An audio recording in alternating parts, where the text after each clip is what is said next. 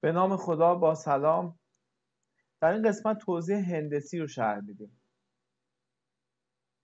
اول باید آزمایش برنولی رو بدونیم چیه که قبلا هم گفتیم. آزمایش برنولی، آزمایشی که نتیجهش دو حالتی باشه رو آزمایش برنولی گفتیم. یا فردا باران میبارد یا باران نمیبارد، یا یه شخصی که به یه فروشگاه میره خرید میکنه یا خرید نمیکنه، یا یک شخصی که در آزمون رانندگی شرکت میکنه قبول میشود یا قبول نمیشود و خیلی چیزهای دیگه. حالا میگه اگر آزمایش برنولی رو انقدر ادامه بدیم تا برای اولین بار موفق بشیم.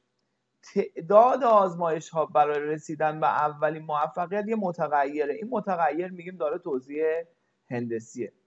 ما ممکنه توی آزمایش برنولی همون اولین باری که آزمایش رو انجام بدیم موفق بشیم، پس تعداد آزمایش ها برای رسیدن به اولین موفقیت 1 میشه. ممکنه دفعه اول شکست بخوریم، دفعه دوم موفق بشیم، یعنی 2 بار آزمایش کردیم تا برای اولین بار موفق بشیم. ممکنه دفعه اول و دوم شکست بخوریم، دفعه سوم موفق بشیم، یعنی 3 بار آزمایش کردیم تا برای اولین بار موفق بشیم. ممکنه انقدر ادامه بدیم، حالا ممکنه 4مین دفعه موفق بشیم، 5مین دفعه، ممکنه تا بی‌نهایت هم پیش بره. پس تعداد آزمایش ها برای رسیدن به اولین موفقیت حداقلیه که حد اکثر میتونه تا مثبت بی‌نهایت هم پیش بره. تا به احتمال توزیع هندسی پی به توان 1 کیو به توان x منهای 1. گفتیم x تعداد آزمایش ها برای رسیدن به اولین موفقیته. چون ما 1 بار موفق میشیم، توان پی پس 1.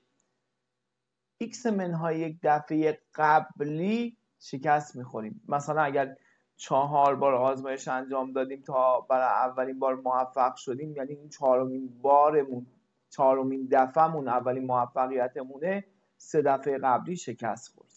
پس توان کیو میشه x منهای 1.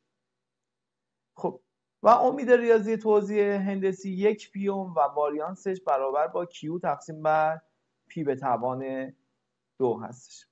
یه مثال ملموسی که برای توزیع هندسی هستش آزمون رانندگی.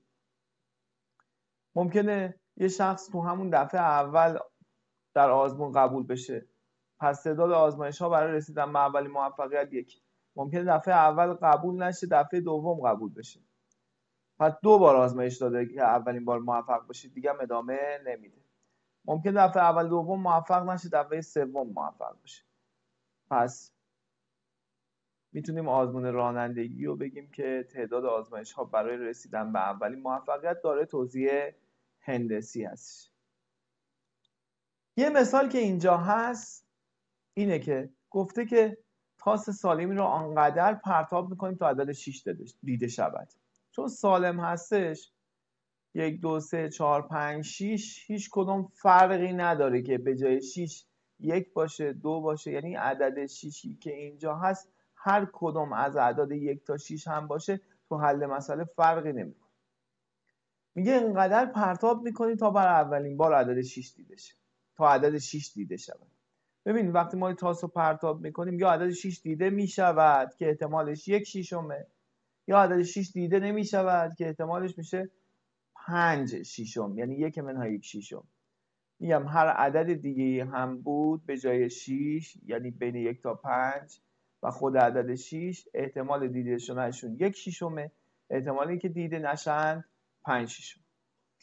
خب میگه احتمالی که در 5مین پرتاب برای اولین بار عدد 6 دیده شود. پس میگیم f(x) نقطه 5 میشه 1/6.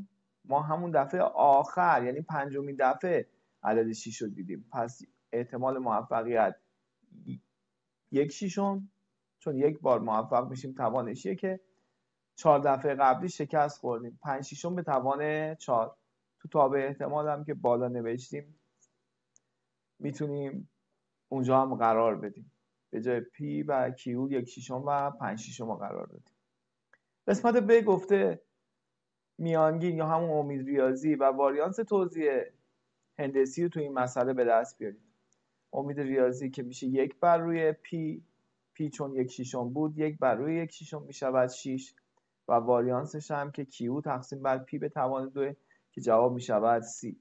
اگر در مسئله به جای میانگین یا امید ریاضی لفظ انتظار میرود استفاده شد همون منظور امید ریاضی هستش.